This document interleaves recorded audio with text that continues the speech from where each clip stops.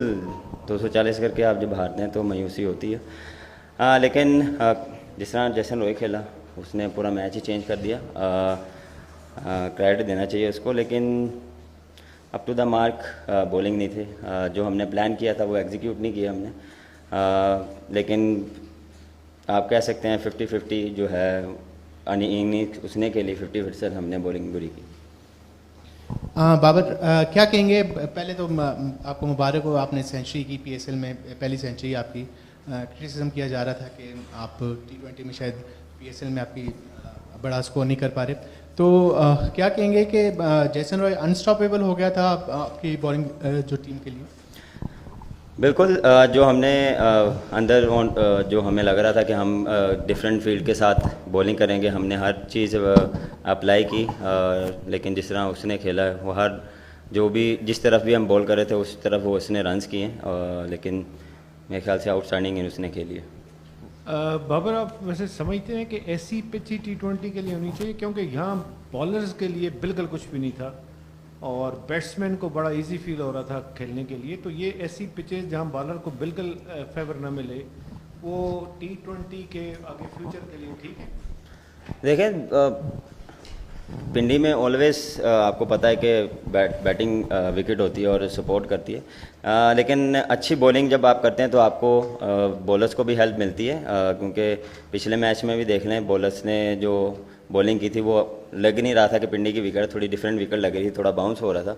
तो जब आपको ऐसे काउंटर अटैक होता है तो थोड़ा सा एज अ बॉलर और एज अ टीम आप थोड़ा सा बैकफुट पे जाते हैं। तो वो मेरे ख्याल से उसने वही किया, क्योंकि 240 इजी टारगेट नहीं था T20 में स्पेशली, और वो उसी प्लानिंग से आए थे और जिस तरह वो उसने खेला। लेकिन इस एज अ प्रोफेशनल आपको हर चीज़ के लिए रेडी होना चाहिए, और ये नहीं है कि उसने एक्स्ट्रा इनिंग्स खेली है, लेकिन हमारी भी मिस्टेक्स थी काफ़ी बीच में। बाबर, आपको मुबारक हो, आपने सेंचुरी स्कोर की। अगर देखा जाए पॉइंट्स टेबल में तो अब तक आपके 8 पॉइंट है, और नहीं सॉरी, आपके 6 पॉइंट 8 पॉइंट है। तो अपने अगले दोनों मैचेस आपने जीतने लाजमी होंगे। तो जिस तरह की बैटिंग आज जैसन रॉय ने की और मैच जितवा दिया, और क्या समझते हैं कि आज जिस तरह सरफराज अहमद नहीं खेले, उनका ना खेलना आपके लिए अनलकी साबित हुआ? ये आपको लग रहा है, वो तो अनफिट हुए हैं इसी वजह से नहीं खेले, और ये ऐसा नहीं है कि वो अनलकी साबित हुए हमारे लिए या उनके लिए। वो बस फिट नहीं थे इसी वजह से नहीं खेले। और दूसरा ये कि बिल्कुल पॉइंट पे टेबल पे हम 8 पॉइंट में हैं, और अगले 2 मैचेस हमारे लिए काफ़ी क्रूशल हैं। क्योंकि अब देखें, जितना जल्दी इस चीज़ को भूलेंगे, क्योंकि एक दिन के बाद फिर मैच है, तो आपको दोबारा रिसाइकिल होना पड़ेगा। बैठेंगे, डिस्कशन करेंगे कि हम कहाँ पे और अच्छा कर सकते थे। तो इंशाल्लाह कोशिश करेंगे कि नेक्स्ट मैच में 280 कर लें। जी अस्सलाम वालेकुम। बाबर, जब हाफ वे स्टेज पे 240 आपने किया हुआ था, तो क्या आप कॉन्फिडेंट थे कि आपने जो टीम सेलेक्ट की उसमें एक ही स्पिनर था?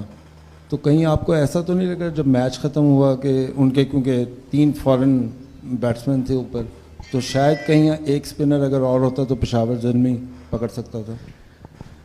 नहीं, मेरे ख्याल से देखें, जो हमारी टीम खेली है वो हमें लग रहा है कि बेस्ट टीम थी, और उसमें हम पिछले मैच भी इसी टीम से जीते हैं। क्योंकि अब हार गए तो हमें लग रहा है कि आपको लग रहा है कि हमें एक और स्पिनर खिलाना चाहिए था। लेकिन आप थोड़े सेट्स पे जाते हैं और थोड़ा आप जीते आ रहे हैं, क्योंकि उसी कॉम्बिनेशन के साथ आप जाते हैं, और इन्होंने ही हमें जिताया था पिछले मैचेस में।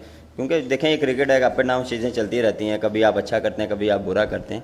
तो एज अ टीम हम कोशिश करेंगे इकट्ठा रहें और यूनाइटेड रहें, लेकिन हम बैठ के डिस्कशन करेंगे कि हम कहाँ और अच्छा कर सकते थे। बाबर, शाकिर वासी, मैं ये देख रहा हूँ कि आपकी टीम जीतती आ रही थी, तो आपने कमज़ोर या पुअर परफॉर्मेंस बॉलिंग के बावजूद विनिंग कम्बिनेशन को बरकरार रखने की कोशिश की। अगर मैं स्टैट्स देखूँ तो आपके तमाम फास्ट बॉलर्स वहाब रियाज समेत उनके जो डेथ ओवर के स्ट्राइक रेट हैं जो खेल रहे हैं इस वक्त टीम में प्लेइंग 11 में, वो 15-14। एक बॉलर जो आपने बेंच पे बिठाया हुआ है उसकी डेथ ओवर का स्ट्राइक रेट अंडर 10 है। मैं सलमान इरशाद की बात कर रहा हूँ। तो क्या ये विनिंग कम्बिनेशन को बरकरार रखना कोई महंगा नहीं पड़ गया? और आपकी आज की ये innings one of the best innings होगी, यकीनन आप जीत जाते तो शायद ज़्यादा बेहतर होती, उसको कहाँ रेट करते हैं? देखिए, मैंने जिस तरह पहले बात की, आप उसी कम्बिनेशन के साथ जाते हैं जो आपको पहले 2 मैच जीते हैं हमने। और इसी देखें उसी टीम ने पहले भी मैच जिताए हैं और बैटिंग ने भी जिताए हैं और बॉलिंग ने भी हमने डिफेंड किया।